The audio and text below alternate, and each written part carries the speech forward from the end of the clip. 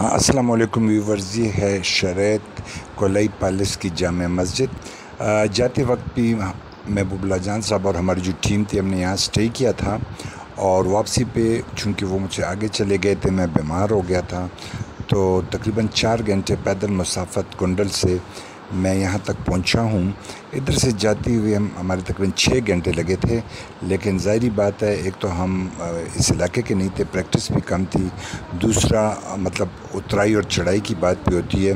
तो ये जो आप देख रहे हैं ये वुड वर्क, ये बहुत ही शानदार, और बकौल इन लोगों के ये 130 साल पुराना काम है। मस्जिद वक्तन फ़वक्तन बनती रही है, लेकिन ये जो लकड़ की आप ये शेतीर देख रहे हैं और ये कार्विंग या कशीदाकारी जो आप देख रहे हैं, बकौल इन लोगों की ये 130 साल पुराना काम है। तो इस तरह जो हमारा जो पेज है जवाद खान तंगी, यूट्यूब पे लाइक और सब्सक्राइब शेयर करें, और ये ट्रिप आप विद फ्रेंड ज़रूर आएँ।